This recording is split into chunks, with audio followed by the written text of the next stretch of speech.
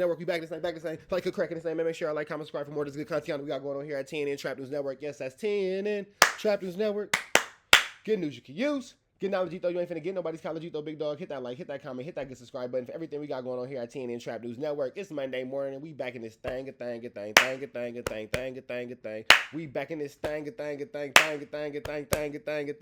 Like, cook, crack in this thing, man. Make sure y'all tap in with the tap in, and make sure you tap in with that good tap in. You feel me? Hit that like, hit that comment, hit that good subscribe button for everything we got going on here at TNN Trap News Network. And if you ain't had a chance yet, I need you to stop what you're doing and go to richtraphouse.com. Get into that pathetic fatso loose cannon merch. We got hoodies, we got t-shirts, we got hats, long sleeves, short sleeves, everything you need, man, over here at richtraphouse.com. Get into that if you ain't got into all of that. Cody, and I need y'all to get into this new music, man, at the Garden Freestyle. Please don't touch my I Got a Body on it. Fairy Tales, Won't Forget, and Boogeyman.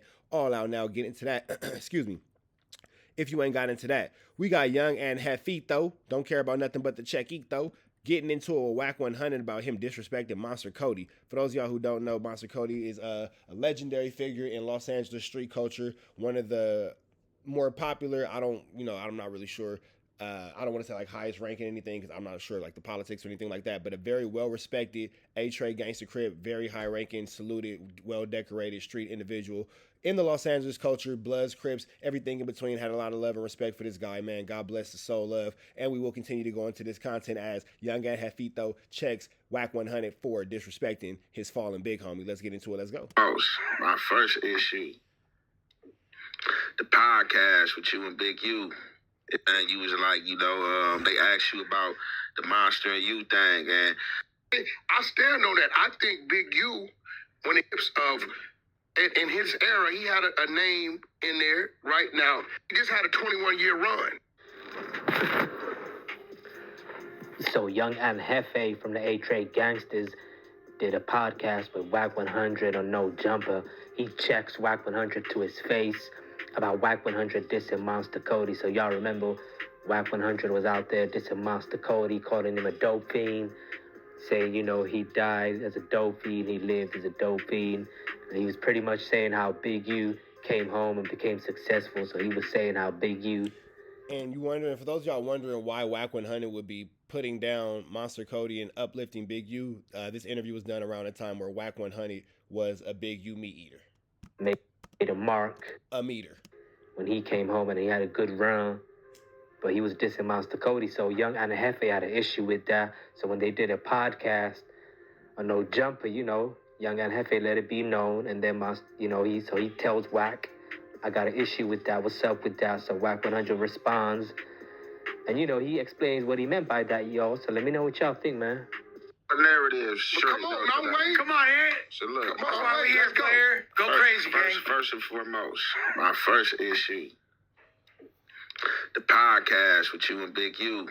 You know what I'm saying? At my studio with Gilly and Wallow? Yeah. Okay. Yeah, you know what I'm saying? You was like, they asked you about the Monster and You thing, and let's talk about that. Listen, hold on before we get there. So my thing is, I could never have a problem about who you pick. Like, if that's your pick, that's your choice. I don't give a you know what I'm saying? Because, like, all my choices ain't gonna be A-Trade. So, like, if that's what you pick, that's what you pick. Did you remember what the overall was?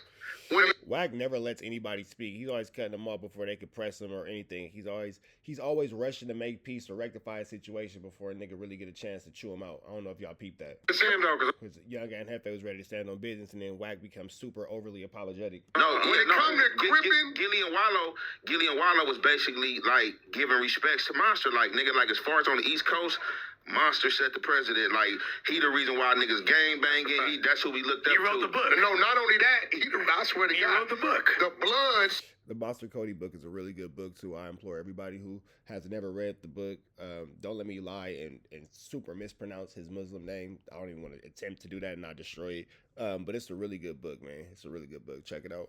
From what they tell me, started over there from them read Monster Kody's book. I'm totally confused about that. Yeah, that's you read the motherfucking Crip book. It's like we gonna be blood. Because I read the It's a really good book. It's a really good book. I read the book in M&N. I read the book. But that's what I'm saying. You got to acknowledge the importance of the book. But here's the thing. The difference between Monster Kody and Big U was the transitioning. You get transition as far as what? Okay, Monster, I don't know what the fuck he was thinking, because he had Oprah. This nigga had Oprah Winfrey on his side. Remember Oprah, that big-ass book club? Because, see, when he did it, they had to run it through Canada and bring it back because of the Son of Sam law. So if you look at the back of the book, instead of it saying U.S. first, it said Canada first. They were just intrigued with this nigga work to do that, right? They didn't use that against him not to do it, right? So when he came home, right, he had a motherfucking door so open to step in and run it up. But we seen the book, we read the book, everybody knew about the book. But when Monster come home, all you heard was he home, and then you heard about when he went back. When Big U came home, right, he transitioned. And I'm going to be real. I know it's... Now you're saying Big U transition. So keep in mind, this is what WACK100 was saying about Big U before he got his little feelings hurt. Listen to how, you know what I'm saying, just whatever. Don't worry about it. Don't worry about it. Transitioning because it was the red flag niggas that did it. Right. Because soon he come home, he catch the case, right, with his son. Right. We bailed him out, got him an attorney, right? His first big check came from the Game shoe deal, right? They let him make 80, right? The Nipsey deal come through me and Game strategizing and setting up for him to get the bag. So, and then through us, he met a lot of industry people, right? So Big U, I feel like, was the Crip that did all the time that was known. Now, if you ask me who had more notoriety when it comes to the streets in that era, Monster Kody or Big U, I'm going to tell you Monster Kody. I never heard of Big U when I was, right? You can't take that, right?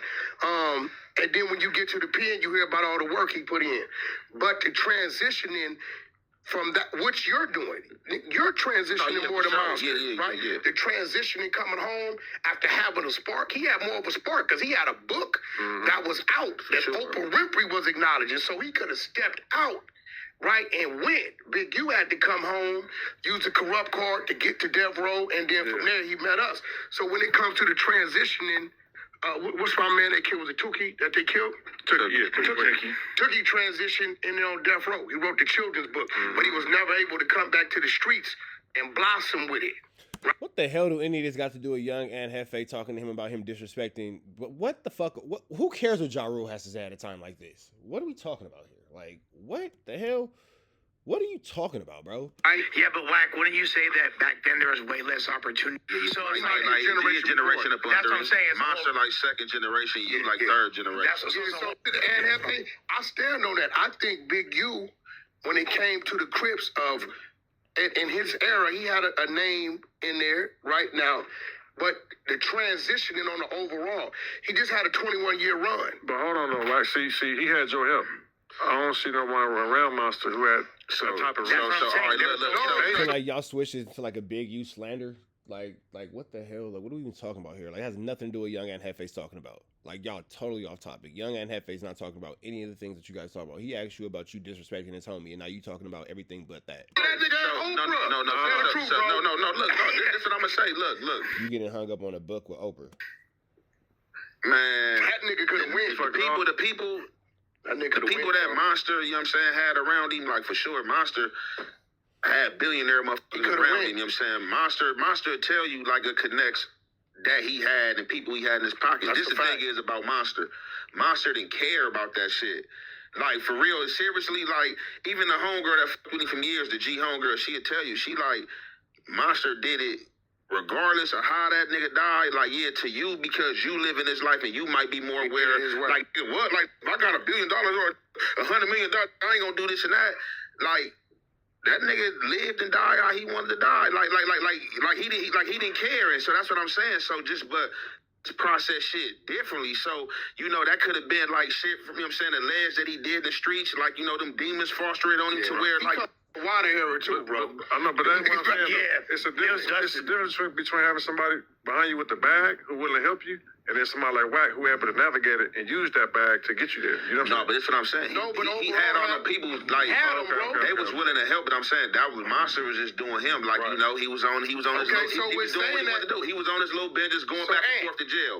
He did that. You know what I'm saying? To where you probably, you know what I'm saying, probably got it. You know what I'm saying? Then he had them around him to help him, like other street people, you know what I'm saying? To where, look, it's different from being helped by people from your background, that's your peers that got money, then you just meeting somebody that might be, you know what I'm saying, westernized to you, or they, you know what I'm saying, See, one thing you gotta give Big U credit for is he came looking for the help. Okay, I got you. And if I'm not mistaken, his companies, he established these things while he was in jail. So he had a plan. What he's saying is, Biggie definitely Monster got his ass.